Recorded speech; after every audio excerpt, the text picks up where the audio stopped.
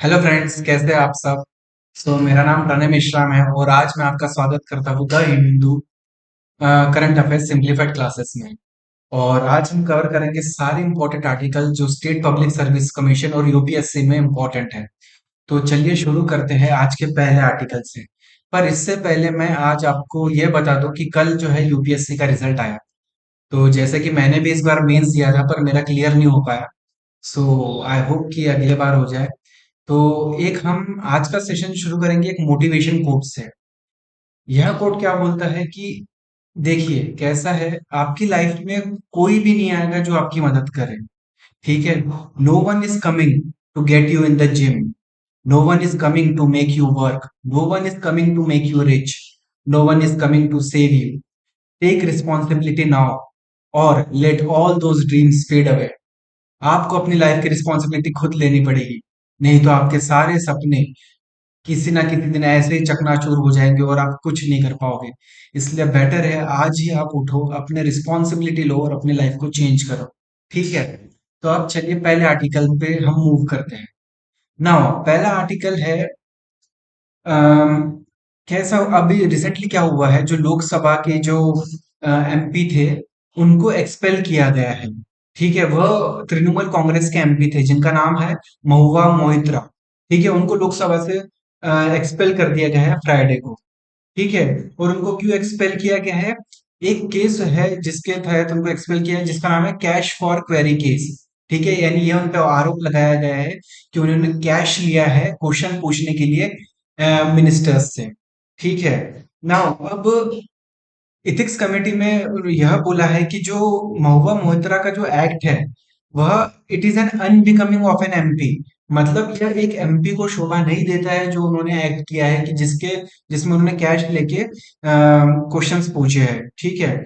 और इसके अलावा इसमें हम जानेंगे कि एक्चुअली इस केस में एमपी मैडम ने क्या किया था। जो बिजनेसमैन है दर्शन हीरानंदानी, उनको उन्होंने अपना लॉगिन पासवर्ड दिया था। ठीक है। किसका? लोकसभा के लॉगिन सेशन का, जिसमें वह डायरेक्ट क्वेश्चन पूछ सकते हैं एमपीज को। ठीक है। तो उसका लॉगिन दिया गया था। क्यों दिया गया था? ताकि जो हीरा नंदानी फॉर एग्जांपल अपने क्वेश्चन पुट फॉरवर्ड कर सके और अपने इंटरेस्ट को प्रमोट कर सके। ठीक है। इसलिए तो अब इस आर्टिकल में हम जानेंगे कि एग्जाम पर्सपेक्टिव से हमें क्या समझना है। देखिए, पहले इंपॉर्टेंट हमें समझना पड़ेगा कि इथिक्स कमेटी क्या है जिसके रिपोर्ट पे एमपी मैडम को एक्सपेल किया गया है। तो बेसिकली जो एथिक्स कमेटी है उसको स्पीकर अपॉइंट करता है और उसका जो टेन्योर होता है वह 1 साल का होता है। ठीक है। लोकसभा में 15 मेंबर्स होते हैं एथिक्स कमेटी में और राज्यसभा में 10 मेंबर होते हैं एथिक्स कमेटी में। ठीक है। अब एथिक्स कमेटी को सबसे पहले प्रपोज किया गया था प्रिसाइडिंग ऑफिसर कॉन्फ्रेंस में, जो कि न्यू दिल्ली में हुई थी 1996 में। ठीक है। एथिक्स कमेटी जो है राज्यसभा की, उसको 1997 में बनाया गया था under the leadership of vice president mister के आर नारायणन। ठीक है। ना जो लोकसभा की जो एथिक्स कमेटी है वह 2015 में ही एक एडॉक बॉडी से कन्वर्ट होकर एक परमानेंट बॉडी बन गई। ठीक है। अब एथिक्स कमेटी क्यों बनाई गई? बेसिकली क्या हुआ था 2005 में, एक्चुअली एक कैश फॉर क्वेरी केस, ऐसा सिमिलर एक केस हुआ था जिसमें क्या हुआ था बीजेपी के 6 एमपीज को इस स्कैंडल में पाया गया था और उनको लोकसभा की मेंबरशिप खोनी पड़ी थी। ठीक है। ना अब क्या प्रोसीजर है कंप्लेंट लॉन्च करने का? ठीक है। अब कोई भी जो इंडिविजुअल है वह कंप्लेंट लॉन्च कर सकता है किसी भी मेंबर ऑफ पार्लियामेंट के खिलाफ। कैसे? Through the Lok Sabha MP. पर क्या है, उसको एविडेंस प्रोवाइड करने पड़ेंगे।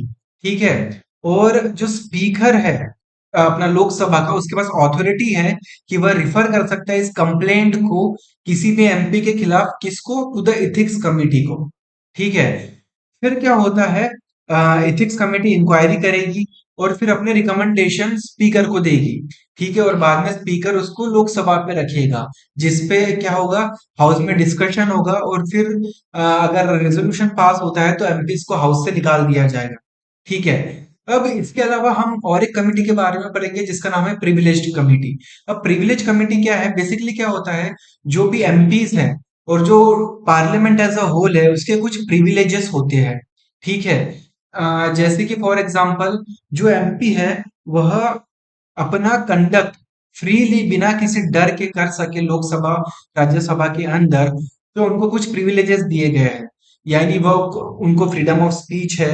ठीक है, वो जो भी वोट देते हैं पार्लियामेंट के अंदर, तो उस पे कोई कार्रवाई नहीं की जा सकती है। ठीक है, ये सारे कुछ प्रिविलेजेस दिए जाते हैं मेंबर्स को। इसके अलावा जो हाउस होता है उसके भी कुछ प्रिविलेजेस होते हैं, और अगर कोई इस प्रिविलेज को ब्रीच करेगा तो उस पे एक्शन लिया जाता है। ठीक है। अब जो करप्शन के खिलाफ जो एलिगेशंस होते हैं किसी भी एमपी के खिलाफ, जो सीरियस एक्यूजिशंस होते हैं, वह प्रिविलेज कमेटी को हैंड ओवर किए जाते हैं। ठीक है ना, प्रिविलेज कमेटी जो है वो सेफगार्ड करता है किस चीज को, फ्रीडम को, ऑथोरिटी को, डिग्निटी को, किसकी, पार्लियामेंट की। ठीक है। इसके अलावा प्रिविलेजेस जो होते हैं जैसे कि मैंने बताया वो इंडिविजुअल मेंबर के भी होते हैं और हाउस के भी होते हैं। ठीक है। और अब इसमें क्या है, आप जो एक नॉन एमपी है आप उसको भी एक्यूज कर सकते हो कि इसने मेरा प्रिविलेज ब्रेक किया है। ठीक है। और जो ऑथोरिटी है हाउस की उसको अंडरमाइन किया है। ठीक है, उसको नीचे किया है। नाउ इथिक्स कमेटी यह डील कर बेसिकली यह किससे डील करती है, इथिक्स कमेटी डील करती है मिसकंडक्ट से। और प्रिविलेज कमेटी क्या, जो सीरियस एक्यूजेशन है मेंबर्स के खिलाफ उससे डील करती है।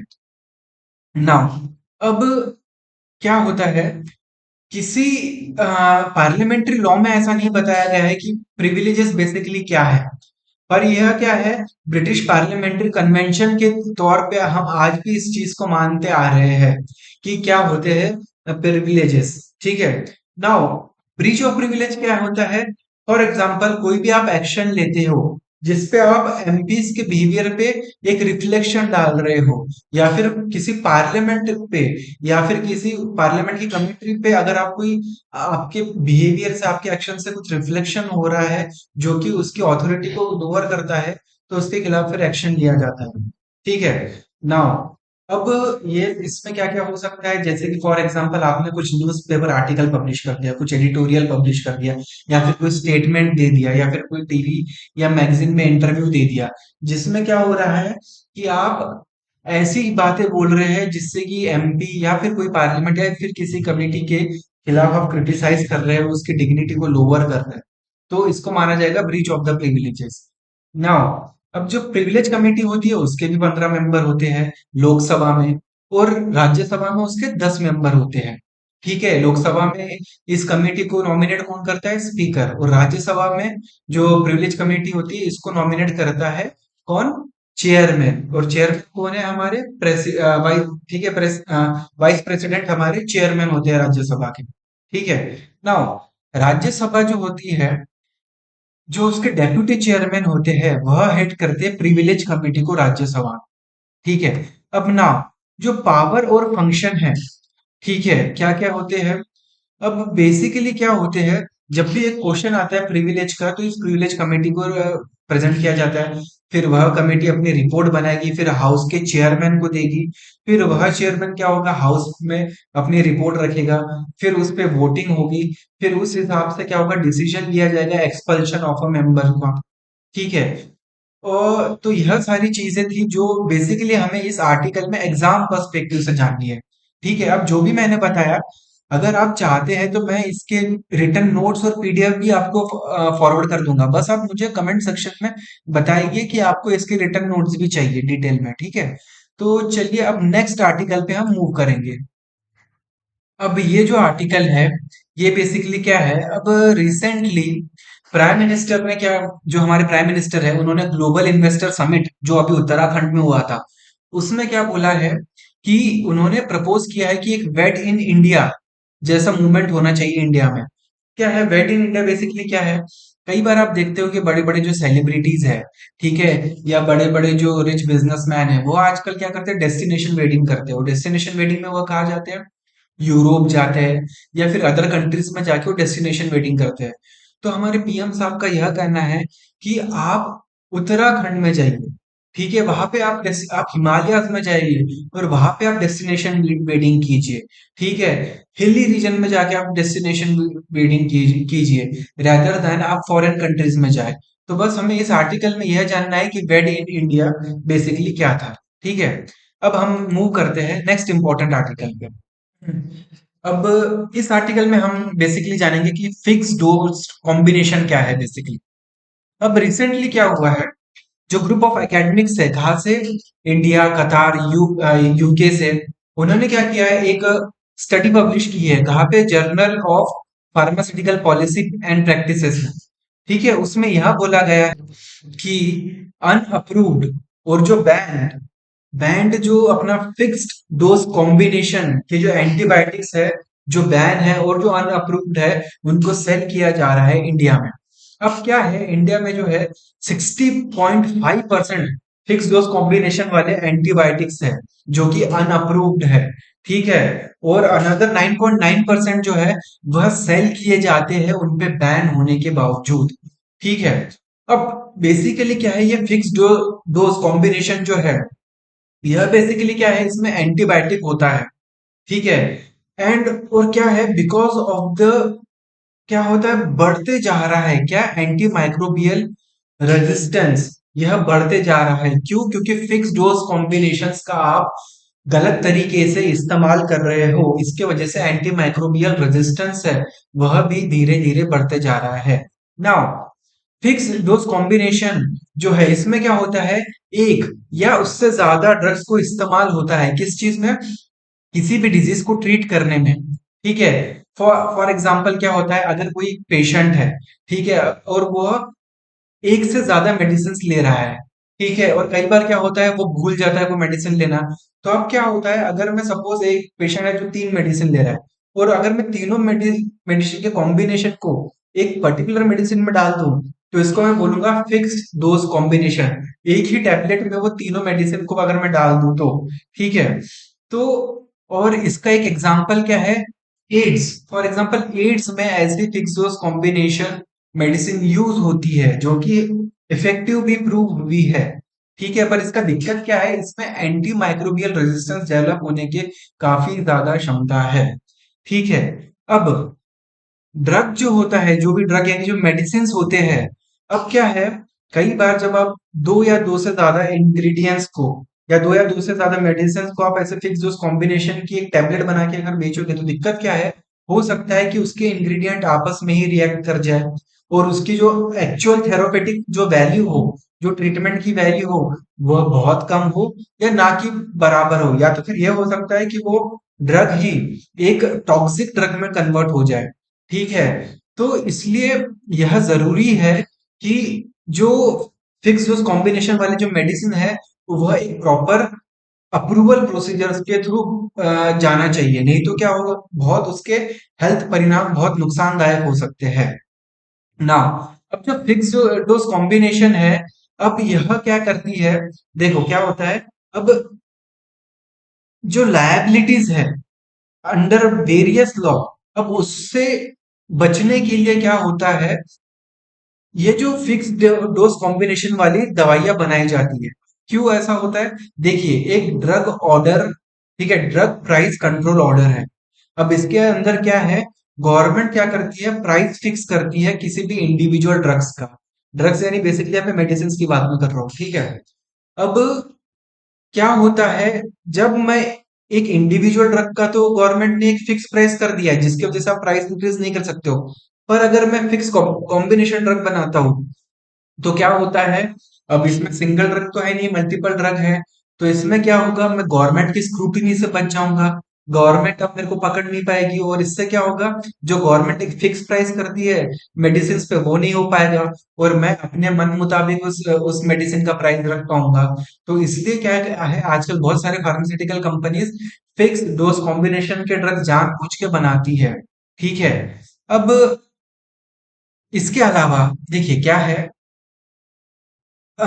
इसका मैं एक एग्जांपल भी दे सकता हूँ, जैसे कि क्या है, फॉर एग्जांपल एक एंटी इन्फ्लेमेटरी ड्रग है। ठीक है, अब हो सकता है कि गवर्नमेंट ने इस पे एक प्राइस टैग लगा के रखा है कि इससे ज्यादा इसका प्राइस नहीं होगा। पर मैं क्या करूंगा, एक एंटी इन्फ्लेमेटरी ड्रग के साथ मैं विटामिन को भी ऐड कर दूंगा। तो यानी दो तीन चीजें मिक्स हो गई, अब मैं इसको बोलूंगा फिक्स कॉम्बिनेशन ड्रग, और अब मैं अपने हिसाब से इसका प्राइस रखूंगा। क्यों? क्योंकि गवर्नमेंट का अब रेगुलेशन इस पे नहीं होगा। ठीक है, वैसे ही और एक एग्जांपल दे सकता हूं मैं, जैसे एंटी हिस्टामिन को मैं अगर एंटी डायरियल ड्रग के साथ मिक्स कर दूं तो ठीक है, या तो विटामिन को मैं एनाल्जेसिक के साथ कंबाइन कर दूं ताकि मेरे को गवर्नमेंट के रेगुलेशन से का फर्क ना पड़े। ठीक है, पर हम यह देखते हैं कि ऐसे कॉम्बिनेशन हमें सिर्फ इंडिया में पाए जा रहे हो, बाकी कंट्रीज में हमें देखने नहीं मिल रहे।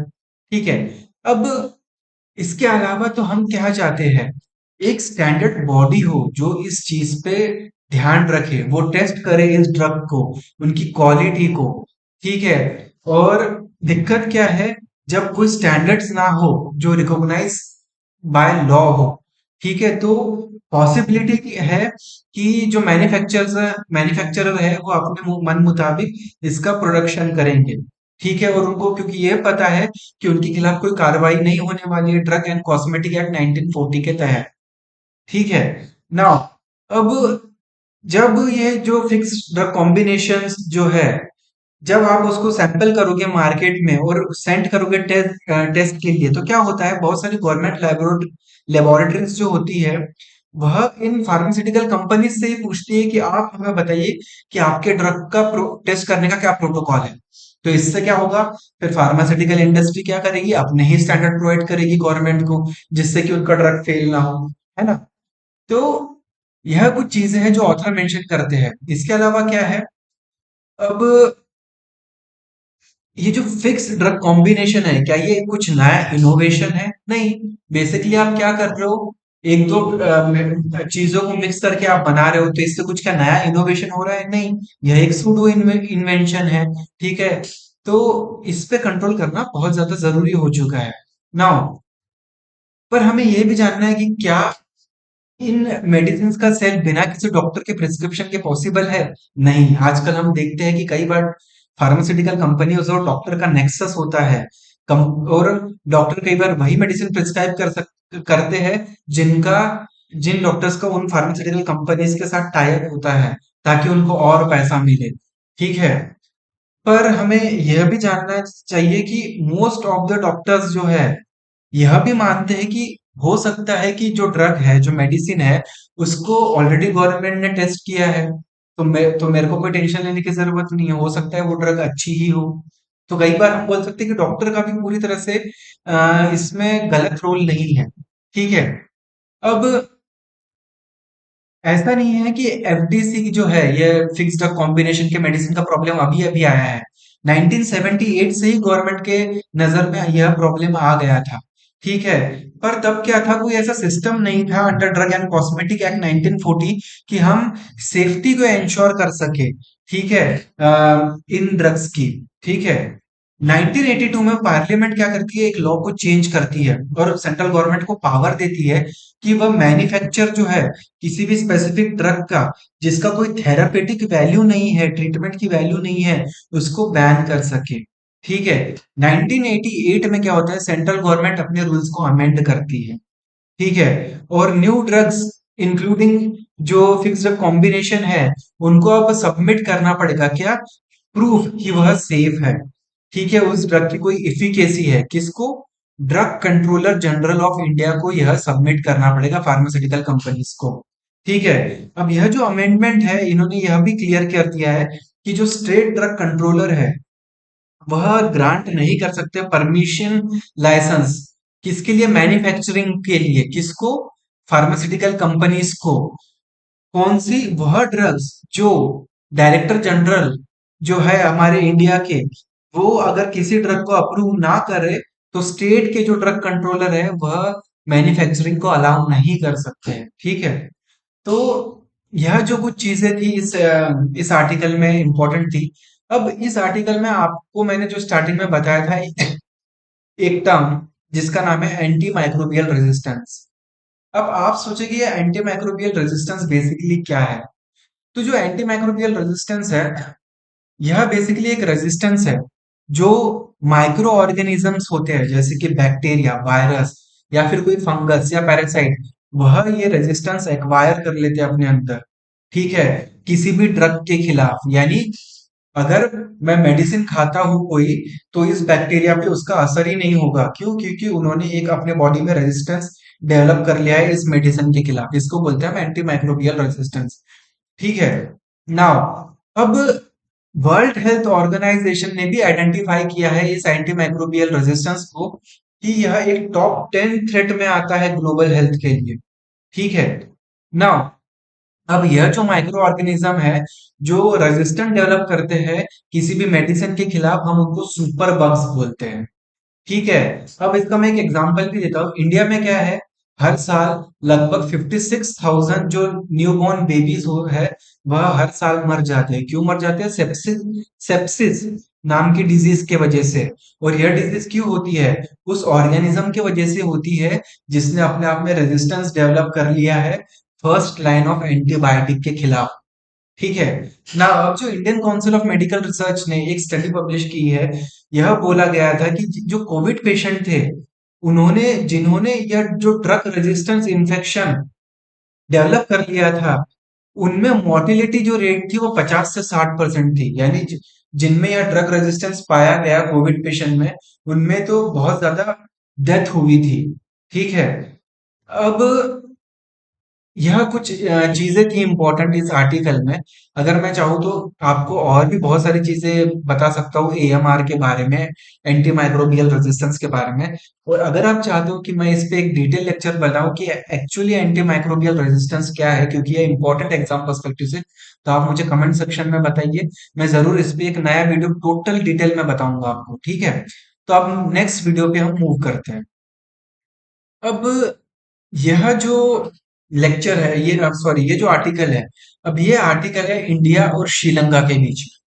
ठीक है। अब क्या हुआ था, श्रीलंका के प्रेसिडेंट जो है रनिल विक्रमासिंघे ने, इन्होंने प्रपोज किया है कि एक लैंड कनेक्टिविटी होनी चाहिए इंडिया और श्रीलंका के बीच में। ठीक है। अब 20 साल पहले क्या होता है, 20 साल पहले भी एक आइडिया प्रपोज किया जाता है कि एक ब्रिज बनाया जाए जो लिंक करेगा रामेश्वरम से, रामेश्वरम को जो तमिलनाडु में है, तल्ली मनार से जो कहाँ पे है, श्रीलंका में है। नाउ अब यह एक पार्ट था एक लार्ज विजन का। कौन सा? रीजनल इकोनॉमिक इंटीग्रेशन का यह पार्ट होगा, ताकि हम जो दोनों रीजन है हम उसको इकोनॉमिकली इंटीग्रेट कर पाए, कनेक्ट कर पाए। ठीक है। और जिससे कि क्या होगा, इकोनॉमिक अपॉर्चुनिटीज और ग्रोथ होगा इन दोनों रीजन का। ठीक है। 2015 में जो हमारे रोड ट्रांसपोर्ट के मिनिस्टर है, उन्होंने प्रपोज किया था कि क्या हम जो है यह कनेक्टिविटी डेवलप करते हैं, जिसके लिए हम एशियन डेवलपमेंट बैंक से लोन भी लेंगे 24,000 करोड़ का। पर श्रीलंका का क्या इसके लिए जो रिस्पॉन्स था वह अच्छा नहीं था। ठीक है। इसलिए यह प्रोजेक्ट हमने उस समय ड्रॉप कर दिया था। पर क्या हुआ, जो प्राइम मिनिस्टर हमारे जो नरेंद्र मोदी जी सर है, उन्होंने क्या किया, इस आइडिया को जो कनेक्टिविटी का है इसको पूरी तरह से अबैंडन नहीं किया। और इसका मेंशन जो है हमें जॉइंट स्टेटमेंट में दिखता है जो कि इशू किया गया था जुलाई में। इन दो, जो श्रीलंका और इंडिया के जो प्राइम लीडर है, उन्होंने एक जॉइंट स्टेटमेंट इशू किया था जिसमें कनेक्टिविटी की बात की गई थी। नाउ अब क्या है, हम एक्सपेक्ट करते हैं मिस्टर जो विक्रमासिंघे है जो श्रीलंका के प्रेसिडेंट है, उन्होंने क्या किया था कि हम एक्सपेक्ट करते हैं कि हम कोलंबो पोर्ट की कैपेसिटी को यूटिलाइज कर सके। कैसे?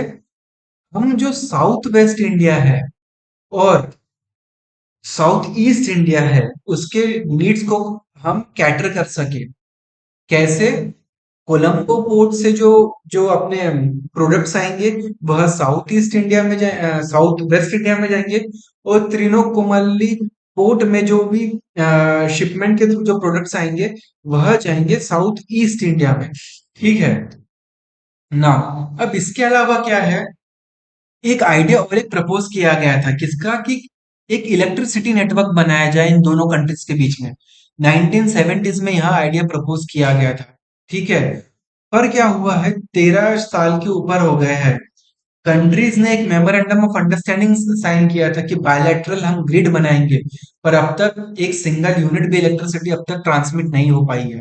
जबकि अगर हम बांग्लादेश के साथ देखें तो लगभग 7,000 मिलियन यूनिट इलेक्ट्रिसिटी सप्लाई की जाती है एनुअली। ठीक है। तो इसका हमें देखने की जरूरत है। एक रामपाल मैत्री पावर प्रोजेक्ट, बेसिकली इस पावर प्रोजेक्ट को हम डेवलप करना चाहते हैं श्रीलंका में। ठीक है। अब इसके अलावा हम और कुछ चीजें जानेंगे, जैसे कि इंडिया का जो पार्टिसिपेशन है वह हम श्रीलंका में काफी ज्यादा इंक्रीज कर सकते हैं रिन्यूएबल एनर्जी। ठीक है, जिसका फायदा ना सिर्फ श्रीलंका को होगा पर इंडिया को भी होगा। ठीक है, अब ट्रेड की लाइन पे हम देखें तो इंडिया श्रीलंका एक फ्री ट्रेड एग्रीमेंट भी साइन हुआ था कब, 1998 में। पर अब तक क्या हुआ है, इस एग्रीमेंट से हमने कुछ ज्यादा नहीं पाया है। ठीक है, हमने टॉक्स है की है दोनों कंट्रीज के बीच में इकोनॉमी और टेक्नोलॉजिकल कॉपरेशन में के बारे में, बट स्टिल हमने इस एग्रीमेंट का पूरी तरह से फायदा नहीं उठाया। ठीक है, इसके अलावा जो बायलैटरल इकोनॉमिक टाइज है, देखते हैं हम कि उतने तरीके से वह ज्यादा इंप्रूव नहीं हो पाई है। ठीक है, अब क्या है, स्टिल हम देखते हैं कि जो श्रीलंका है वह काफी ज्यादा इंडिया से इंपोर्ट करती है। श्रीलंका का जो टोटल इंपोर्ट है उसमें 26% इंडिया से ही माल जाता है श्रीलंका में। ठीक है, अब जो सर्टेन पोर्शन जो इंपोर्ट है, यह लाइन ऑफ क्रेडिट के थ्रू गया है। इन द सेंस, इंडिया ने श्रीलंका को लोन दिया और उस लोन के पैसे से श्रीलंका ने क्या है, इंडिया से सामान खरीदा। ठीक है, यह हम देखते हैं। अब श्रीलंका का जो पोटेंशियल है टूरिज्म में काफी ज्यादा है, और इसका जो मेन सोर्स ऑफ जो इनकम है श्रीलंका का, वो टूरिज्म के थ्रू ही है। पर कोविड में हम जैसा जानते हैं कि टूरिज्म ने काफी ज्यादा मार खाई थी, जिसकी वजह से टूरिज्म काफी ज्यादा इफेक्ट हो गया था और श्रीलंका की इकोनॉमी काफी ज्यादा चरमरा गई थी। ठीक है, नाउ अब क्या है, एक एंटी इंडिया सेंटिमेंट भी है जो पॉलिटिकल क्लास में होता है श्रीलंका में। ठीक है, पर हमें उसको मैनेज करते हुए अपने रिलेशंस को आगे बढ़ना चाहिए। ठीक है, अब यह तो इस आर्टिकल में था ये सारी चीजें, पर इसके अलावा मैं अगर आपको कुछ एडिशनल इंफॉर्मेशन दूं इंडिया श्रीलंका के बारे में, तो वह भी एक बहुत इंपॉर्टेंट चीज होगी आपके लिए जानने के लिए। ठीक है, अब क्या है, इंडिया श्रीलंका के जो टाइज है, बेसिकली क्या है, बुद्धिज्म। बुद्धिज्म को इंट्रोड्यूस किया गया था श्रीलंका में। हमारे जो एम्परर थे, अशोका के जो सन थे महिंद्रा, उन्होंने 3rd सेंचुरी बीसीई में श्रीलंका में बुद्धिज्म को इंट्रोड्यूस किया था। इसके अलावा क्या था, 10th सेंचुरी, ठीक है, एडी में क्या हुआ था, चोला डायनेस्टी ने श्रीलंका को कैप्चर कर लिया था, जिसके वजह से क्या है, काफी समय के लिए, जिसकी वजह से क्या है, एक लास्टिंग कल्चरल इम्पैक्ट है श्रीलंका पे इंडिया का। ठीक है, उसके आर्ट पे, आर्किटेक्चर पे, लैंग्वेज पे काफी ज्यादा इम्पैक्ट है इंडिया का। ठीक है, इसके अलावा इंडिया श्रीलंका, उन्होंने इंडिपेंडेंस जो गेन किया वो लगभग 1947 में इंडिया ने, और श्रीलंका ने 1948 में। और इंडिया ने एक काफी इंपॉर्टेंट रोल प्ले किया था किसमें, श्रीलंका को हेल्प करने में, एक डेमोक्रेटिक इंस्टीट्यूशन बनाने में। ठीक है, अब इसके अलावा हम और एक चीज जानते हैं, LTTE, liberation tigers of Tamil Eelam. अब यह बेसिकली हम इसके बारे में क्यों पढ़ रहे हैं, क्योंकि यह इन्वॉल्व थे किसमें, राजीव गांधी जी जो हमारे पूर्व प्रधानमंत्री थे, उनके असैसिनेशन में एलटीटी का रोल था 1991 में। ठीक है, तो इनके बारे में भी हमें थोड़ा बहुत जानना जरूरी है। ठीक है, बेसिकली क्या है, तमिल कॉन्फ्लिक्ट जब चल रहा था श्रीलंका में, तो इंडिया श्रीलंका ने एक एग्रीमेंट साइन किया था 1987 में। इसमें क्या होता है, इंडिया श्रीलंका यह बोलती है कि 13 अमेंडमेंट डाला जाएगा। ठीक है, और एक इंडिया जो है पीस कीपिंग फोर्स भेजेगी श्रीलंका में, ताकि जो सिविल वॉर चल रहा है उसको हम हैंडल कर सके। पर क्या हुआ, जैसे कि हम जानते हैं, इसी के चलते असैसिनेशन हो गया हमारे former prime minister Shri Rajiv Gandhi ji का। ठीक है, और सिविल वॉर इसका भी एक बहुत बड़ा रीजन था जो श्रीलंका में चल रहा था। अब श्रीलंका का सिग्निफिकेंस इंडिया के लिए क्यों है, अब श्रीलंका का जो लोकेशन है काफी ज्यादा स्ट्रेटेजिक है इंडिया के लिए। क्यों, क्योंकि वो इंडिया के साउथ में इंडियन ओशन रीजन में लाई करता है, तो सिक्योरिटी वाइज हमारे लिए वह एक रीजन इंपॉर्टेंट है। ठीक है, मिलिट्री का एक बहुत बड़ा सिग्निफिकेंस है हमारे लिए। ठीक है, इसके अलावा इकोनॉमी टाइम्स में हम देखें तो इंडिया जो है, यह श्रीलंका का एक बहुत बड़ा ट्रेडिंग पार्टनर है। ठीक है, इसके अलावा जियोपॉलिटिकल इंपॉर्टेंस भी श्रीलंका का बहुत ज्यादा है। क्यों, क्योंकि उसका लोकेशन ही ऐसा है कि हमारे लिए उसका जियोपॉलिटिकल सिग्निफिकेंस बहुत ज्यादा है। वो इंटरनेशनल जो ट्रेड लाइन है उसमें श्रीलंका फॉल करता है, जिसकी वजह से श्रीलंका का एक बहुत बड़ा इंपॉर्टेंट रोल प्ले करता है। इसके अलावा चाइना के वहां पे पोर्ट्स है श्रीलंका में। ठीक है, जिसका जो एक थ्रेट है इंडिया के सिक्योरिटी के लिए। ठीक है, जैसे कि कोलंबो पोर्ट बनाया है चाइना ने, हम्बनतोता पोर्ट बनाया है, जो कि इंडिया के सिक्योरिटी कंसर्न्स में काफी ज्यादा इम्पोर्टेंट है। ठीक है, इंडिया को काफी ज्यादा इससे फर्क पड़ता है। ठीक है, अब इसके अलावा इंडिया कैसे श्रीलंका के साथ एंगेज कर रहा है, देखो जैसे इकोनॉमिक कोऑपरेशन, इंडिया श्रीलंका का जो फ्री ट्रेड एग्रीमेंट हुआ था 1998 में, इसके थ्रू हमने काफी ज्यादा अपने ट्रेड को इम्प्रूव किया है। इसके अलावा जो प्लेटफॉर्म है जैसे south Asian association for regional cooperation हो गया, बिम्स्टेक हो गया, इसमें हम एक दूसरे के साथ कोऑपरेट करते हैं अपना ट्रेड और अदर इकोनॉमिक रिलेशन को इम्प्रूव करने के लिए। ठीक है, तो यह कुछ चीजें हैं जो हमें इस आर्टिकल में हम एक्स्ट्रा का जान सकते हैं, जो हमारे एग्जाम में पॉइंट काम आएगा। इसके अलावा हम यह भी जान सकते हैं जैसे कि इंडिया हाउसिंग प्रोजेक्ट। अब इसमें क्या है, इंडिया ने 50,000 हाउसेज बनाए, किनके लिए? जो वॉर अफेक्टेड पीपल थे श्रीलंका में, उनके लिए। ठीक है, और एक एग्रीमेंट साइन हुआ था 2017 में भी, जिसमें हमारे प्रधानमंत्री साहब ने बोला था कि हम और 1,000 हाउस होल्ड आपको कंस्ट्रक्ट करके देंगे। इसके अलावा हमने श्रीलंका को फाइनेंशियल एड प्रोवाइड की, इलेक्ट्रिसिटी पावर प्रोजेक्ट हम वहां पे प्रोवाइड कर रहे हैं। ठीक है, रेलवे डेवलपमेंट कर रहे हैं। ठीक है, इसके अलावा हम एम्बुलेंस सर्विस उनको प्रोवाइड कर रहे हैं, एजुकेशन सर्विस प्रोवाइड कर रहे हैं, स्मॉल एंड मीडियम एंटरप्राइजेस को डेवलपमेंट होने के लिए उनको ट्रेनिंग प्रोवाइड कर रहे हैं। ठीक है, अब मोस्ट इंपॉर्टेंट जो मैं अभी बताऊंगा, इंडिया श्रीलंका के बीच में क्या होता है, एक मिलिट्री एक्सरसाइज जिसका नाम है मित्र शक्ति, एग्जाम में आता है।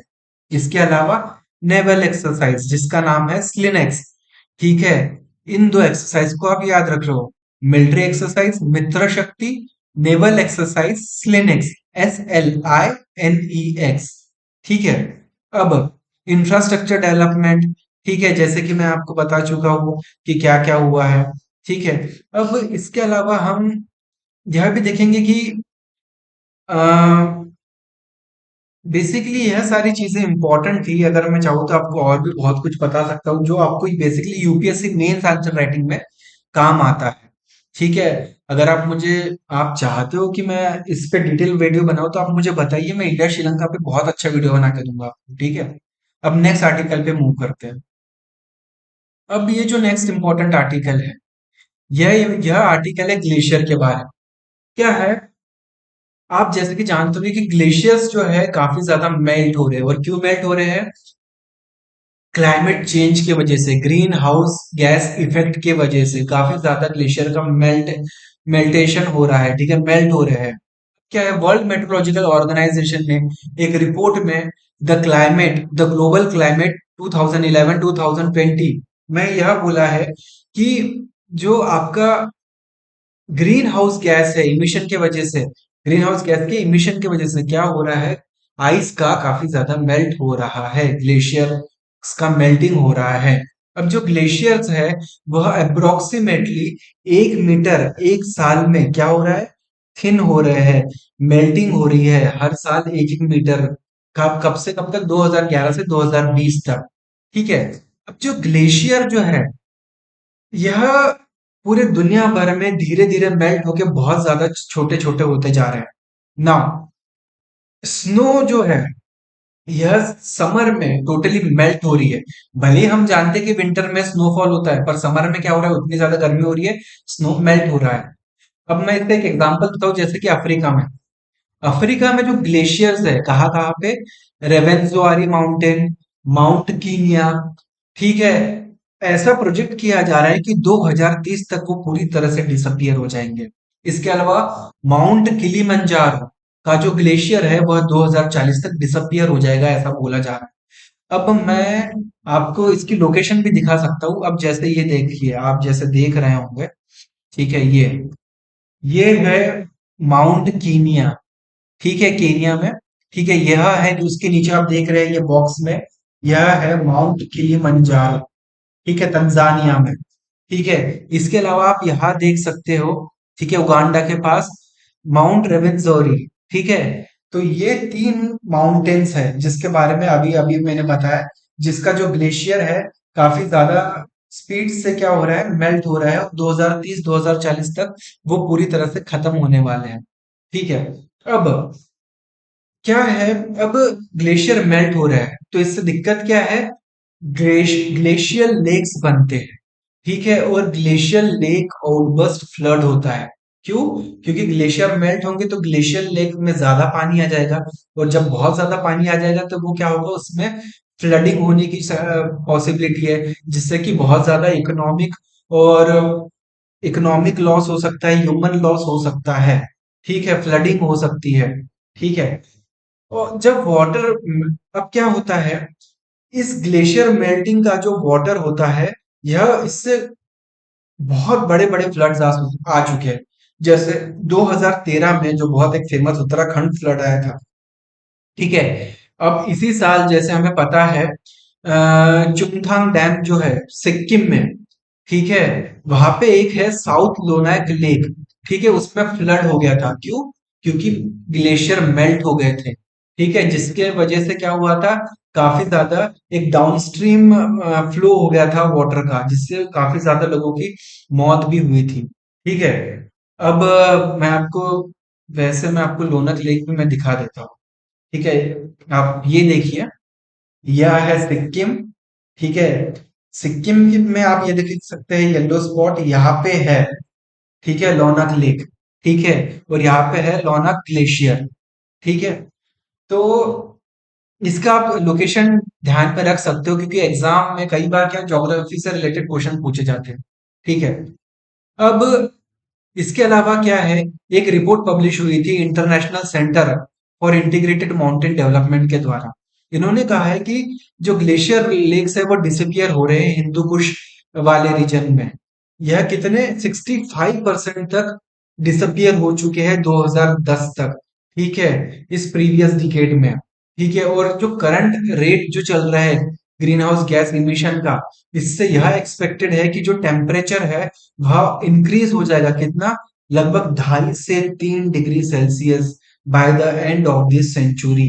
ठीक है, जिससे कि क्या होगा, जो ग्लेशियर का जो वॉल्यूम है और कम हो जाएगा, और नियरली 55 से 75% तक ग्लेशियर का वॉल्यूम और कम हो जाएगा। ठीक है। इसके अलावा क्या हो रहा है, जब ग्लेशियर डिसअपियर होंगे तो वहां से फ्रेश वाटर जो मिलता है वह भी हमें नहीं मिलेगा। ठीक है। अब इसलिए क्या जरूरी है, एक अर्ली वार्निंग सिस्टम का होना बहुत जरूरी है, जिसके वजह से, जिससे हमें जो ग्लेशियर लेक आउटबर्स्ट फ्लड्स जो होते हैं, इसके बारे में पता चले पहले ही। ठीक है, तो यह सारी चीजें थी जो इस आर्टिकल में इंपॉर्टेंट थी। ओके, तो अब नेक्स्ट आर्टिकल पे अब हम मूव करते हैं। अब इस आर्टिकल में हम जानेंगे ट्रॉपिकल साइक्लोन के बारे में। अब देखिए, जैसा आप देख रहे हो, लोग डूबे हुए हैं। एक साइक्लोन मिशुम अभी हिट किया था, कहाँ पे, तमिलनाडु में, आंध्र प्रदेश में, जिसकी वजह से काफी ह्यूमन लॉस हुआ, इकोनॉमिक लॉस हुआ। तो बेसिकली यह इस मिशुम साइक्लोन के बारे में हम इस आर्टिकल में जानने वाले हैं कि यह बेसिकली क्या था, क्यों हुआ। ठीक है। अब मिशुम साइक्लोन बेसिकली क्या है, यह एक ट्रॉपिकल साइक्लोन। ठीक है, और ट्रॉपिकल साइक्लोन कैसे डेवलप होते हैं, क्या होते हैं, इसके बारे में मैं आपको दिखाता हूँ। अब जैसे ये कुछ डायग्राम्स है, जैसे कि आप देख रहे होंगे इसमें। अब क्या होता है, ट्रॉपिकल साइक्लोन बेसिकली कैसे डेवलप होते हैं, tropical cyclone warm ocean water पे डेवलप होते हैं। क्या होता है, समर में ट्रॉपिकल वाटर्स कैसा हीट होते रहता है, पर जो इसका हीटिंग होता है थोड़ा स्लो होता है एज कंपेयर टू लैंड।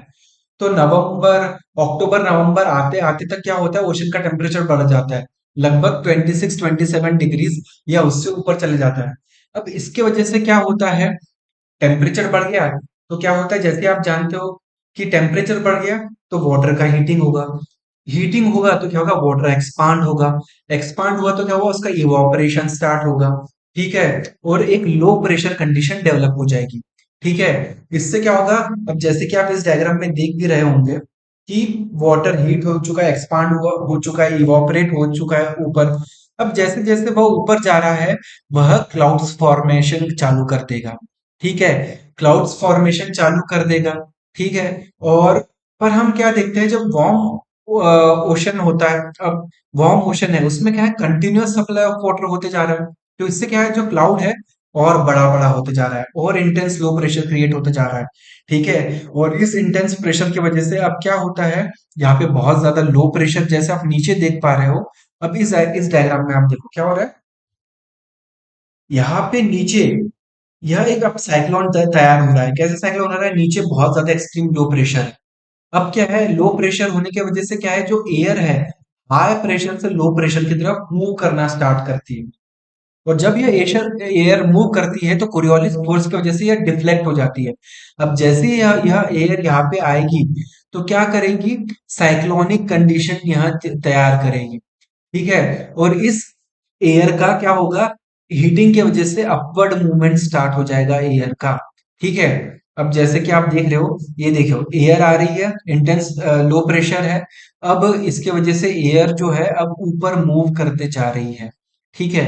ये देखो आप यहाँ पे भी देख सकते हो कि यह एक साइक्लोन अब तैयार हो रहा है धीरे धीरे। यह जो बीच में है यह है आई ऑफ द साइक्लोन, और ये जो बाजू में है यह है eye wall of the cyclone. ठीक है। अब ऊपर ऊपर वार्म एयर जारी है, साइक्लोनिक कंडीशंस क्रिएट हो रही है, क्यूमुलो निम्बस क्लाउड बनते जा रहा है। ठीक है। पर अब क्या हो रहा है, नीचे तो लो प्रेशर है, एयर ऊपर जा रही है, तो ऊपर क्या है, हाई प्रेशर अब ऊपर तैयार हो रहा है। ठीक है। अब हाई प्रेशर की वजह से जो अब क्या कहते हैं, जो ऊपर वार्म एयर है वो नीचे अब यहाँ पे क्योंकि बहुत ज्यादा एयर एक्टिवेट हो रही है तो कुछ एयर नीचे सबसाइड करती है। ठीक है। ये आय में जो आय है साइक्लोन पे, वहां पे वार्म एयर सबसाइड करती है और इस एरिया में क्या है, एक काम कंडीशन पाई जाती है। ठीक है। और जबकि आई वॉल में क्या है, वॉयलेंट विंड्स देखने मिलती है, जिसके जिसके वजह से काफी ज्यादा नुकसान होता है। यहाँ पे भी आप देख सकते हो इस डायग्राम में। ठीक है। ये देखो यहाँ पे कैसा हो रहा है कि यह आय है साइक्लोन की जो काम है, यह है आय वॉल जो काफी ज्यादा डिस्ट्रक्टिव है। और इस तरीके से क्या होता है, साइक्लोन का फॉर्मेशन होता है, डेवलपमेंट होता है। और फिर क्या होता है, ये साइक्लोन का मूवमेंट स्टार्ट हो जाता है। पर जैसे ही यह साइक्लोन लैंड पे आता है, जमीन पे आता है, तो क्या होता है, जो सप्लाई ऑफ वाटर जो अब तक हो रहा था उस साइक्लोन को ओशन से, वह खत्म हो जाता है। जैसे ही और सप्लाई ऑफ ओशन खत्म हो, वाटर खत्म हो जाएगा ओशन से, तो इस साइक्लोन को अब क्या कंटिन्यूस सप्लाई ऑफ वाटर नहीं मिल रहा है। और यह फिर क्या होता है, जैसे लैंड पे आता है यह साइक्लोन खत्म हो जाता है। ठीक है। तो यह सारी चीजें थी ट्रॉपिकल साइक्लोन्स के बारे में, जो मैंने आपको डायग्राम के थ्रू बताया। स्टिल अगर आप चाहते हो कि मैं इस पे एक डिटेल्ड लेक्चर बनाऊं कि ट्रॉपिकल साइक्लोन एक्चुअली में कैसे काम करेगा, तो मैं आपको वह बना के दे सकता हूँ। बस आप मुझे कमेंट बॉक्स में बताइए कि आपको इस पे एक डिटेल लेक्चर चाहिए। ठीक है। तो अब हम मूव करेंगे इसके बाद नेक्स्ट इंपॉर्टेंट आर्टिकल पे। ओके। अब इस आर्टिकल में हम जैसे देख रहे हैं, एक कॉन्फ्रेंस ऑफ पार्टीज हो रही है 28। अब कॉन्फ्रेंस ऑफ पार्टी किसकी, United nation framework convention on climate change. ये कॉन्फ्रेंस ऑफ पार्टी हो रही है 28, कहाँ पे, यूएई में हो रही है, दुबई में। ठीक है। अब वहां पे हम क्लाइमेट चेंज से रिलेटेड डिस्कशन कर रहे हैं और हमें क्या एक्शन लेना चाहिए उससे डिस्कशन कर रहे हैं। अब क्या है, एक वहां पे एक लेटेस्ट ड्राफ्ट तैयार किया जा रहा है। इसमें हम जिसको हम क्या बोल रहे हैं, ग्लोबल स्टॉक टेक। अब इस डॉक्यूमेंट में हम क्या बोल रहे हैं, हम यह बोल रहे हैं कि हम रीन्यूएबल एनर्जी कैपेसिटी को 3 गुना बढ़ा देंगे एज कंपेयर टू जो अभी है। और जो फॉसिल फ्यूल है, हम उसका यूज पूरी तरह से खत्म कर देंगे। यह हम इस डॉक्यूमेंट में चर्चा कर रहे हैं। ठीक है। अब यह एक्सप्रेस किया गया है कि एक स्ट्रॉन्ग पुश दिया जा रहा है लीडर्स के द्वारा कि हमें क्या करना है, फॉसिल फ्यूल बेस्ड इकोनॉमी को पूरी तरह से खत्म करना है। ठीक है। फॉसिल फ्यूल पे हमें डिपेंडेंस खत्म करना है। रीन्यूएबल एनर्जी कैपेसिटी को हमें 3 गुना बढ़ाना है 2030 तक। ठीक है। और यह सब हमें क्यों करना है, क्योंकि हम लिमिट करना चाहते हैं rise in temperature 1.5 degree Celsius तक ही। क्योंकि क्या है, जो हम काफी ज्यादा जो ग्रीन हाउस गैस इमिशन की वजह से क्या हो रहा है, काफी ज्यादा टेम्परेचर बढ़ रहा है, आइस मेल्टिंग हो रही है। ठीक है। क्लाइमेट चेंज रिलेटेड इवेंट हो रहे हैं, जिसकी वजह से काफी ज्यादा ह्यूमन लाइफ का लॉस हो रहा है, इकोनॉमी को लॉस हो रहा है। तो जिसकी वजह से हमें क्लाइमेट पे एक रैपिड एक्शन लेने की बहुत ज्यादा जरूरत है। और इसके लिए हमें जो फॉसिल फ्यूल बेस्ड इकोनॉमी है उसको हमें छोड़ना पड़ेगा और रिन्यूएबल एनर्जी की तरफ हमें मूव करना पड़ेगा। ठीक है।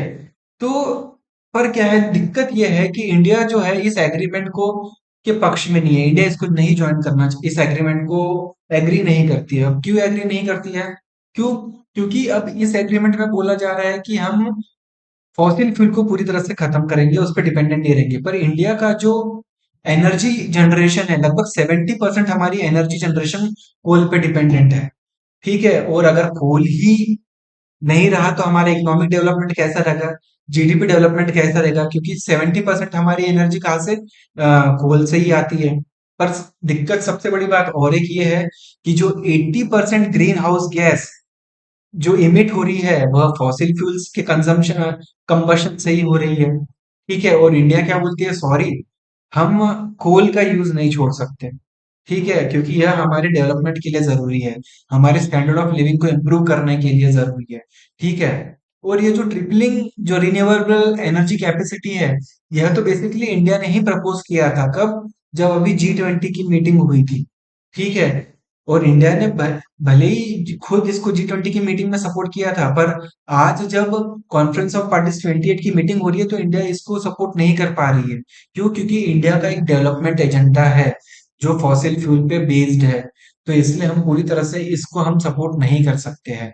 ठीक है, अब क्या होता है, कॉन्फ्रेंस ऑफ पार्टी 26 ग्लासगो जो यूके में है, वहां पे यह एग्री किया गया था कि हम जो कोल पे जो डिपेंडेंस है वह कम करेंगे काफी हद तक, अगर हमें रीन्यूएबल, अगर हमें क्लाइमेट चेंज को लिमिट करना है तो। ठीक है, नाउ अब बहुत सारी चीजें हैं जो इस डॉक्यूमेंट में, जो कॉन्फ्रेंस ऑफ पार्टीज 28 के जो ड्राफ्ट डॉक्यूमेंट्स में डिस्कस की जा रही है, वो इंडिया उसके फेवर में नहीं है। ठीक है, अब सबसे इम्पोर्टेंट क्या है, एक बहुत बड़ा एक इशू भी है कि कैसा है। अब फंड्स का एक बहुत बड़ा इशू है। डेवलपिंग कंट्रीज क्या बोलती है, डेवलप कंट्रीज को, क्या हमें फंड्स दो, टेक्नोलॉजी दो, ताकि हम अपने आप को प्रिपेयर कर पाए, ताकि हम क्लाइमेट चेंज से बच पाए। पर बट डेवलप कंट्रीज क्या है, फंड्स भी प्रोवाइड नहीं कर रही है अभी। हाँ, उन्होंने एक लॉस एंड डैमेज फंड बनाया जाएगा और उसके लिए पैसा भी दिया गया है। इस कॉन्फ्रेंस ऑफ पार्टीज 28 में लॉस एंड डैमेज फंड बनाया गया है, जिसके लिए पैसा भी कंट्रीब्यूट किया गया है, नियरली $400 मिलियन। ठीक है, तो ये loss end fund, damage fund के बारे में भी हमको इम्पोर्टेंट है एग्जामिनेशन पॉइंट ऑफ व्यू से। अब ये लॉस और डैमेज फंड किसके लिए काम आएगा, जो भी डेवलपिंग कंट्रीज है, जो क्लाइमेट में जो कैटास्ट्रॉफी हो रही है उससे बचने के लिए, क्लाइमेट रिलेटेड इवेंट से बचने के लिए, अगर कोई डिस्ट्रक्शन हो रहा है तो डेवलपिंग कंट्रीज को इस फंड से मदद किया जाएगा। ठीक है, पर दिक्कत सबसे बड़ी ये है कि एक डेफिनेशन नहीं है, एक क्लियर डेफिनेशन नहीं है कि क्लाइमेट फाइनेंस बेसिकली क्या है। ठीक है, तो इसलिए हमें एक क्लियर डेफिनेशन बनाने की बहुत जरूरी है, ताकि हम अपने एफर्ट्स को प्रायोरिटाइज कर सके। ठीक है, नाउ अब OECD, organisation for economic cooperation and development, उसका जो डेफिनेशन है वह अलग है क्लाइमेट फाइनेंस की। ठीक है, और जो ऑक्सफैम है उसका जो डेफिनेशन है वह अलग है। इसके वजह से क्या है, जो क्लाइमेट फाइनेंस की दोनों बात करते हैं वह भी अलग अलग है। एक बात करता है $83 बिलियन की कंट्रीब्यूशन की, दूसरे $22 बिलियन की। तो क्लाइमेट फाइनेंस एक बहुत इंपॉर्टेंट इशू है जिसको हमें एड्रेस करना है, अगर हम क्लाइमेट चेंज को लिमिट करना चाहते हैं तो। ठीक है, अब हम इतना ही जानेंगे इस आर्टिकल में, अब नेक्स्ट इंपॉर्टेंट आर्टिकल पे हम मूव करते हैं। अब रिसेंटली क्या हुआ है, सुप्रीम कोर्ट के जो जज है उन्होंने बोला है कि जजेस ने प्रीच नहीं करना चाहिए। ठीक है, कि जनता ने क्या करे क्या ना करे, ये ऐसी प्रीचिंग मत करो, आप कोई साधु नहीं हो लोगों को प्रीच करते बैठो। ठीक है, तो ऐसे सुप्रीम कोर्ट ने कलकत्ता हाई कोर्ट को एडवाइस किया है कि आप प्रीचिंग, भाषणबाजी ना करो। ठीक है, अब एग्जैक्टली क्या हुआ है, सुप्रीम कोर्ट ने यहाँ वो अपने, अब क्या हुआ है, जो कलकत्ता हाई कोर्ट है, सुप्रीम कोर्ट ने उसको एडवाइस किया है कि आप जो है, जो गर्ल्स को ये जो एडवाइस दे रहे हो, जो प्रीच कर रहे हो, जो भाषणबाजी दे रहे हो, कि क्या वह अपने सेक्सुअल डिजायर्स को कंट्रोल करे, ये सब आप मत करो, क्योंकि ये आपका काम नहीं है। अब हुआ क्या है, हाईकोर्ट जो बेंच है कलकत्ता की, उसने क्या बोला, उसके अक्टूबर 18 के जजमेंट में यह बोला गया है कि यह एक ड्यूटी है हर फीमेल एडोलसेंट की। एडोलसेंट कौन है, जो अपने टीनेज में होती है, 13 से 18 साल के बीच में आप बोल सकते हो। ठीक है, तो हर एक लड़की जो 13 से 18 साल की है, तो हाईकोर्ट, जो हाईकोर्ट है कलकत्ता, उसने यह बोला है कि उसने अपने इंटीग्रिटी को प्रोटेक्ट करना चाहिए, अपने बॉडी को प्रोटेक्ट करना चाहिए, अपनी डिग्निटी को प्रोटेक्ट करना चाहिए, ठीक है। और और जो अपने जो सेक्सुअल डिजायर्स होते हैं उसको कंट्रोल करना चाहिए, ठीक है। क्यों? क्योंकि वह सोसाइटी के लिए यह एक बहुत इंपॉर्टेंट फैक्टर है कि एक जो लड़की है अपने अर्जेस को कंट्रोल किए करे, ऐसा हाईकोर्ट ने बोला गया है, हाईकोर्ट के द्वारा, ठीक है। तो पर सुप्रीम कोर्ट का कहना है कि यार ये आप ऐसा भाषणबाजी मत कीजिए क्योंकि आपका ये काम नहीं है, ठीक है। और इसके लिए जो सुप्रीम कोर्ट की एक बेंच थी, जस्टिस एएस ओका एंड जस्टिस पंकज मित्तल, उन्होंने सुओ मोटो खुद ही यह केस अपने हाथ में लिया और हाई कोर्ट को बोला कि प्लीज आप ये सारी चीजें मत कीजिए क्योंकि यह ऑब्जेक्शनेबल है और इसकी कोई जरूरत नहीं है, ठीक है। तो इस आर्टिकल में बस हम इतना ही जानेंगे, ठीक है। तो अब नेक्स्ट आर्टिकल पे मूव करते हैं। अब इस आर्टिकल में एक्चुअली हुआ क्या है, जो अपने डायरेक्टर जनरल है, कौन से, फॉरेन ट्रेड के, तो उन्होंने बेसिकली यह बोला है कि जो आप ओनियन का जो एक्सपोर्ट है उसको बैन कर दो। कब तक? मार्च 24, मार्च 31 2024 तक आप ओनियन का एक्सपोर्ट बैन कर दो, ऐसे director general of foreign trade ने बोला है। क्यों? क्योंकि आप जैसे कि जानते हो अभी रिसेंट पास्ट में काफी ज्यादा ओनियन के प्राइसेस बढ़ गए थे और उस प्राइसेस को कंट्रोल करने के लिए गवर्नमेंट ने क्या है, एक्सपोर्ट ऑफ ओनियन को बैन कर दिया था ताकि उसका सप्लाई हमारे डोमेस्टिक मार्केट में बढ़ जाए और जो बढ़ते ही दाम है ओनियन के वह कंट्रोल में हो जाए, ठीक है। अब पर दिक्कत क्या है, जो फार्मर्स है वो प्रोटेस्ट कर रहे हैं। क्यों? क्योंकि अब जब ओनियन का एक्सपोर्ट होगा फार्मर्स को फायदा होगा, पर जब गवर्नमेंट बैन कर देगी एक्सपोर्ट को तो फार्मर को नुकसान होगा, ठीक है। तो अब बेसिकली हम इस आर्टिकल में और एक चीज जानते हैं, यानी जानेंगे जो इम्पोर्टेंट है कि लसल गांव यह कहाँ पे है? नासिक में है। यह एक लार्जेस्ट होलसेल मार्केट है ओनियन का पूरे एशिया में। तो इस आर्टिकल में यहाँ हम जानेंगे, ठीक है, कि नासिक में लसल गांव में लार्जेस्ट होलसेल ओनियन मार्केट है, ठीक है। तो ओनियन का इन्फ्लेशन के बारे में हमने जाना, director general of foreign trade के बारे में जाने, जिन्होंने एक्सपोर्ट कंट्रोल को बताया, बस इतना ही जानेंगे इस आर्टिकल में, ठीक है।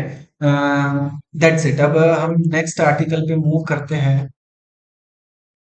अब ये जो आर्टिकल है इस यह बेसिकली इंपॉर्टेंट है, इसका यानी इसमें हम जानेंगे सिकल सेल के बारे में, सिकल सेल डिजीज के बारे में। और यह इस साल साइंस एंड टेक्नोलॉजी में मेरे को लगता है कि काफी ज्यादा इंपॉर्टेंट आर्टिकल होने वाला है क्योंकि एक नया थेरेपी डिस्कवर की गई है इस सिकल सेल से लड़ने के लिए, इसको क्योर करने के लिए। तो चलिए शुरू करते हैं इस आर्टिकल के बारे में। बेसिकली अभी क्या हुआ था रिसेंट में, यूके के जो ड्रग रेगुलेटर है उन्होंने एक जीन थेरेपी को अप्रूव कर दिया था जिसका नाम था कैसगेव कैसगेवी, ठीक है। अब इसका इस्तेमाल क्या है, सिकल सेल डिजीज को क्योर करने के लिए। अब जीन थेरेपी कैसगेवी यह क्या है, यह इंपॉर्टेंट है हमारे एग्जाम के लिए। अब इसमें हम जानेंगे जीन थेरेपी क्या है। जीन थेरेपी बेसिकली एक टेक्निक है जिसमें क्या होता है, डिफेक्टिव जीन्स जो होते हैं उसको रिप्लेस किया जाता है हेल्थी जीन्स के साथ, जिससे कि हम जेनेटिक डिसऑर्डर को क्योर कर सके, ठीक है। यह एक आर्टिफिशियल मेथड है जिससे कि थ्रू इंट्रोड्यूस किया जाता है डीएनए किसी सेल में, ह्यूमन बॉडी के, ठीक है। जीन थेरेपी को डेवलप किया गया था 1972 में, पर क्या है, इसके लिमिटेड सक्सेस है अब तक, ठीक है। अब दो major types of gene therapy होती है, ठीक है। एक होती है सोमैटिक जीन थेरेपी और एक होती है जर्म लाइन जीन थेरेपी, ठीक है। अब जीन एडिटिंग बेसिकली क्या है, मैं आपको ये सब क्यों बता रहा हूँ, आपको थोड़ा टेक्निकल लगेगा, पर आप थोड़ा इसको समझने की कोशिश कीजिए कि एक्चुअली हो क्या रहा है, ठीक है। जीन एडिटिंग जिसके थ्रू हम इस सिकल सेल को क्योर करने वाले हैं, ठीक है। अब जीन एडिटिंग बेसिकली एक टेक्निक है। इसमें क्या होता है, आपके डीएनए में स्पेसिफिक चेंजेस किए जाते हैं, आपके डीएनए के स्पेसिफिक सीक्वेंस में। इसके लिए क्या करते हैं, हम डीएनए को करते हैं, डिलीट करते हैं, मॉडिफाई करते हैं, या तो फिर हम रिप्लेस करते हैं, कहाँ पे, जीनोम में। और इसके लिए हम क्रिस्पर कैस 9 जेनेटिक सीजर का इस्तेमाल करते हैं। अगर आप सुन रहे हो तो ये सारी चीजें लिखो, बहुत इंपॉर्टेंट है, ठीक है। अब इसमें क्या होता है, आप कट करते हो एक स्पेसिफिक डीएनए सीक्वेंस को, ठीक है, with the engineered nucleus enzyme के साथ, ठीक है। अब क्रिस्पर कैस9 क्या है? बेसिकली यह क्या है, बेसिकली इसमें क्या होता है, प्रोटीन जो होता है, क्रिस्पर कैस9 बेसिकली एक प्रोटीन है, ठीक है, और यह एक न्यूक्लियर पार्ट है जो कट करता है डीएनए को, ठीक है। क्रिस्पर जो है यह एक डीएनए टारगेटिंग पार्ट है, ठीक है, जो कि कंसिस्ट करता है आरएनए मॉलिक्यूल का, और यह गाइड करता है किसको, to design to bind the specific DNA, ठीक है। अब मेरे को लगता है शायद आपको ये थोड़ा टेक्निकल लग रहा होगा, यह कैसा एक्चुअली हो रहा है, ठीक है। मैं आपको थोड़ा सिंपली बताता हूँ कि कैसगेवी थेरेपी बेसिकली क्या है। यह एक पहली लाइसेंस्ड थेरेपी है इन द वर्ल्ड। इसका काम क्या है, जीन एडिटिंग टेक्नोलॉजी पे यह बेस्ड है। क्रिस्पर कैस9 जो जीन एडिटिंग टेक्नोलॉजी है, इस पे यह बेस्ड है, जिसके थ्रू हम सिकल सेल एनीमिया को क्योर करने का, सिकल सेल थैलेसीमिया को क्योर करेंगे, ठीक है। अब इसमें क्या होता है, एडिट किया जाता है फॉल्टी जीन को, जिससे क्या होता है, जो ब्लड डिसऑर्डर होता है वह क्योर होता है किसी भी पर्सन का, ठीक है। अब सिकल सेल डिजीज बेसिकली क्या है, मैं आपको थोड़ा बता दूं। सिकल सेल डिजीज यह एक जेनेटिक डिसऑर्डर है, ठीक है। बेसिकली क्या होता है इसमें, जो आपके जो रेड ब्लड सेल्स होते हैं, आरबीसी, ठीक है, यह एक क्रीसेंट शेप बना देते हैं। क्रीसेंट शेप जैसे आपका चांद का, आपने देखा ना, चांद का एक क्रीसेंट शेप होता है, तो ऐसे क्रीसेंट शेप सिकल सेल होते हैं, कहाँ पे, रेड ब्लड सेल में, ठीक है। अब जो नॉर्मल सेल जो होते हैं वो कैसे डिस्क शेप में होते हैं, पर सिकल सेल जो कैसे होते हैं वो क्रीसेंट शेप में होते हैं, जिसकी वजह से क्या है, हमारा ब्लड फ्लो ब्लॉक हो जाता है। अब इससे क्या होगा, ब्लड फ्लो ब्लॉक हो गया तो सीवियर पेन होगा, इन्फेक्शन होगा, एनीमिया होगा, या तो फिर आपको स्ट्रोक भी हो सकता है। नाउ इंडिया में लगभग 30 से 40 हजार बच्चे जो होते हैं वह हर साल बॉर्न होते हैं सिकल सेल डिसऑर्डर से, ठीक है। अब इसमें क्या होता है, सिकल सेल में जो आपके जीन है वह डैमेज्ड होते हैं, दोनों। देखो कैसे, या जब आपके दोनों पेरेंट्स के जब जीन जो डैमेज्ड है वह एक बच्चा इनहेरिट करता है, तो उसको सिकल सेल नाम की बीमारी होती है, ठीक है। अब अगर सपोज एक ही कॉपी है उस जीन की, तो आप नॉर्मल लाइफ जी सकते हो, पर आपको अगर दोनों पेरेंट्स से अगर वो जीन मिले है तो आपको सिकल सेल एनीमिया हो जाए, ठीक है। तो इस आर्टिकल में आप बस इतना ही जानो, क्योंकि ये काफी टेक्निकल आर्टिकल है। अगर आप चाहते हैं कि मैं इसको टेक्निकली और अच्छा एक्सप्लेन करूं, प्लीज आप मुझे कमेंट सेक्शन में बताइए, मैं इस पे एक अच्छा वीडियो बनाऊंगा, ठीक है। तो इतना हम जानेंगे इस आर्टिकल में, ओके। अब नेक्स्ट इंपॉर्टेंट आर्टिकल में हम जैसे देख रहे हैं यहाँ पे कि आरबीआई ने जो यूपीआई पेमेंट की लिमिट है वह बढ़ा दी है। किसके लिए?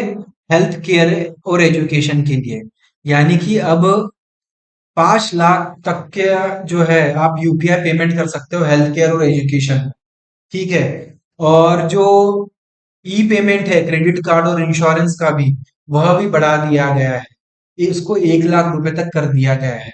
तो बेसिकली आप यही जानो इस आर्टिकल में, UPI unified unified payment interface, ठीक है, इसके बारे में आई होप आपको पता होगा कि क्या होता है।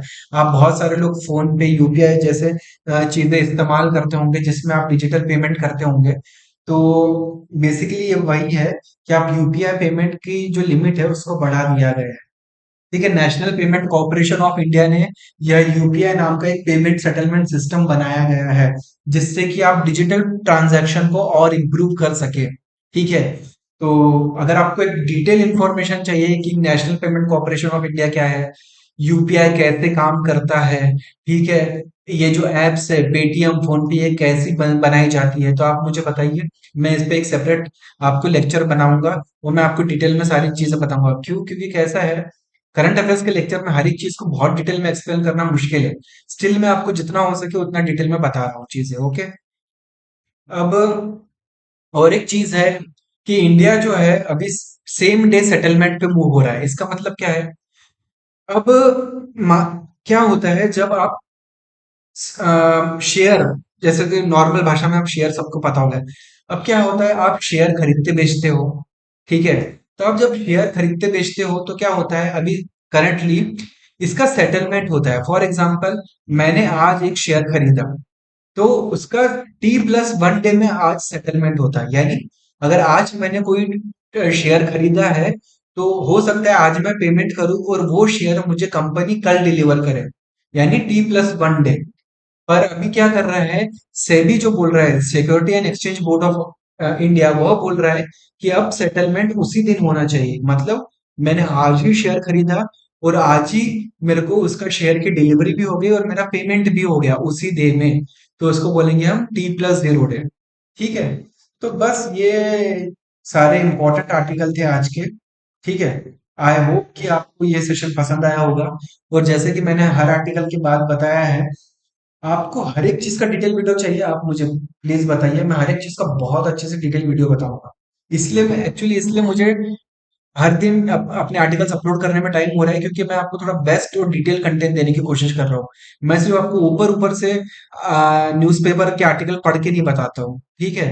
I hope you like this session and you continue to support me. Okay, thank you, have a nice day.